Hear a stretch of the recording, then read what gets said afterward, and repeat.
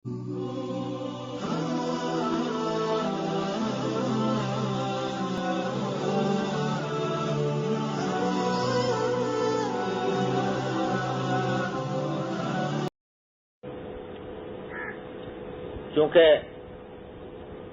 ذی الحجہ کا مہینہ شروع ہو چکا ہے، عشرہ ذی الحجہ کا آغاز ہے، اس لیے خیال ہوا کہ کچھ باتیں اسی عشرہ ذی الحجہ سے متعلق عرض کر دی جائیں۔ یہ عشرہ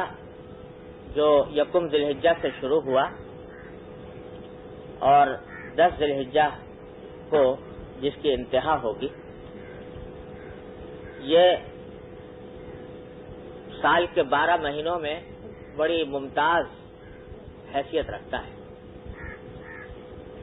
اور یہ جو سورہ ہم کے بارے میں سورہ والفجر ہے، والفجر ولیال عشر، اس میں اللہ تبارک و تعالی نے 10 راتوں کی قسم کھائی ہے، اور قسم کھانا باری تعالیٰ کو کسی بات کا یقین دلانے کے لیے قسم کھانے کی ضرورت نہیں، لیکن قسم کھانا یہ اس شے کی حرمت اور عزت پر دلالت کرتا ہے جس شے کی قسم باری تعالیٰ کھائے۔ تو 10 راتوں کی جو قسم کھائی ہے اس کے بارے میں مفسرین کی ایک بڑی جماعت نے یہ کہا کہ اس سے مراد یہ ذی الحجہ کی ابتدائی 10 راتیں، جس سے ان 10 راتوں کی عزت اور عظمت و حرمت کی نشاندہی ہوتی ہے، اس کا پتہ لگتا ہے۔ اور خود نبی کریم سرور دو عالم صلی اللہ علیہ وسلم نے ایک ارشاد میں واضح طور پر ان 10 ایام کی حرمت اور ان کی اہمیت اور فضیلت بیان فرمائی۔ یہاں تک فرمایا کہ اللہ تبارک و تعالی کو عبادت کے اعمال کسی بھی دن میں اتنے محبوب نہیں ہیں جتنے کہ ان 10 دنوں میں۔ ہر عبادت کا عمل، خواہ وہ نماز ہو، نوافل ہو، تلاوت ہو، ذکر یا تسبیح ہو، یا صدقہ خیرات ہو، کوئی بھی عمل عبادت کا اللہ تبارک و تعالیٰ کو کسی اور دن میں اتنا محبوب نہیں جتنا کہ ان 10 دنوں میں محبوب ہے۔ اور یہاں تک فرمایا کہ ان دنوں میں اگر کوئی شخص ایک دن روزہ رکھے تو ایک روزہ 1 سال کے روزوں کے برابر ہے، یعنی ایک دن کا روزہ اتنا اجر و ثواب رکھتا ہے جتنا کہ 1 سال کا روزہ کہ مسلسل آدمی روزے رکھے اس کا جتنا اجر و ثواب ہوتا، تو ایک دن میں اتنا اجر و ثواب اللہ تبارک و تعالی عطا فرماتے ہیں، ابتدائی 9 دن، پہلی تاریخ سے لے کر یوم عرفہ تک۔ اور فرمایا کہ ایک رات کی عبادت، ان راتوں میں ایک رات کی عبادت لیلۃ القدر کی عبادت کے برابر ہے۔ ایک رات میں بھی اللہ تبارک و تعالیٰ کے فضل و کرم سے توفیق ہو جائے عبادت کی تو گویا کہ لیلۃ القدر میں جاگنے اور اس کی عبادت کرنے کی توفیق ہوگی۔ اللہ تبارک و تعالیٰ نے اتنا بڑا درجہ اس عشرہ ذی الحجہ کو عطا فرمایا، اور اس سے بڑی اور کیا بات ہوگی کہ وہ عبادتیں جو سال میں اور کسی وقت میں بھی انجام نہیں دی جا سکتی، اللہ تعالیٰ نے ان کی انجام دہی کے لیے اسی زمانے کو منتخب فرمایا۔ حج کی عبادت ایسی عبادت ہے جو سوائے ان دنوں کے اور کسی دن میں انجام نہیں دی جا سکتی، اور عبادتوں کا حال یہ ہے کہ جو فرائض کے اوقات ہیں ان میں فرائض کے جو مواقع ہیں ان میں آدمی فریضہ ادا کر لے، لیکن بعد میں جب چاہے نفلی طور پر عبادت کر سکتا ہے۔ 5 وقت نماز فرض ہے، اس کے باوجود ان اوقات کے علاوہ جب چاہے نفلی نماز پڑھ لے۔ روزہ رمضان میں فرض ہے لیکن جب چاہے روزہ رکھ لے۔ زکوٰۃ فرض ہے سال میں ایک بار لیکن جب چاہے صدقہ دے دے۔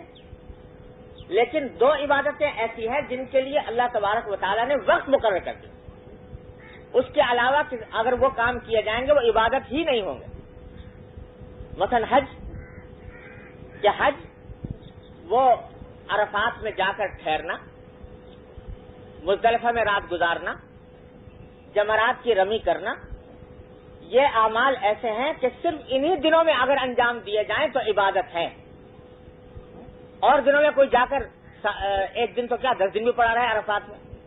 تو کوئی عبادت نہیں، مزدلفہ میں ایک رات نہیں 10 راتیں گزار لے کوئی عبادت نہیں،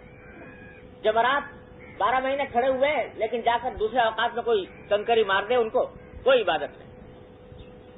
اس کے لیے اللہ تبارک و تعالی نے حج کی جیسی عظیم الشان عبادت کی ادائیگی کے لیے انہی ایام کو منتخب فرمایا کہ ان دنوں میں انجام دو گے تو عبادت ہوگی، حج بیت اللہ کا ثواب ملے گا، اور دنوں میں نہیں۔ اسی طرح قربانی، دوسری عبادت قربانی ہے کہ قربانی کی عبادت اس کے لیے ذی الحجہ ہی کے 3 دن مخصوص قرار دیے ہیں، 10، 11، 12۔ ان کے علاوہ اور کسی دن میں اگر کوئی شخص قربانی کرنا چاہے نہیں کر سکتا، نفلی قربانی بھی اگر کرنا چاہے تو نہیں کر سکتا، صدقہ کرنا چاہے تو ہو سکتا ہے، کوئی بکرا ذبح کر دے اور گوشت صدقہ کر دے، ہو سکتا ہے، لیکن قربانی کی عبادت، اور قربانی کی عبادت کیا ہے کہ جانور کے گلے پر چھری پھیر دی اللہ کے لیے، اللہ کا نام لے کر اللہ کی تقرب حاصل کرنے کے لیے، بس عبادت انجام پا گئی۔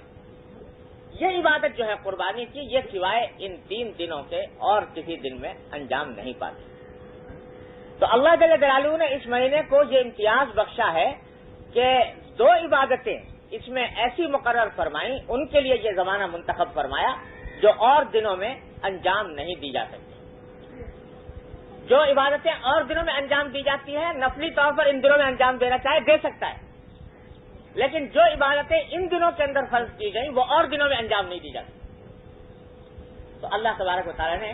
اس زمانے کو یہ امتیاز بخشا ہے، اور اسی واسطے علماء کرام نے ان احادیث کی روشنی میں یہ فرمایا کہ رمضان المبارک کے بعد سب سے زیادہ افضل ایام یہ ذی الحجہ کے ایام ہیں کہ ان میں ہر عبادت کا ثواب بڑھ جاتا ہے، اور اللہ تبارک و تعالیٰ اس پر خصوصی رحمت نازل فرماتا ہے۔ تو اس حدیث میں کہہ تو یہ دیا گیا کہ ان 10 دنوں کو جتنا بھی توفیق ہو اعمال خیر میں صرف کرنے کی، عبادتیں کرنے کی، جو بھی عبادت بن پڑے اللہ تبارک و تعالیٰ کا فضل و کرم ہے، اس کو غنیمت سمجھ کر انجام دیا جائے۔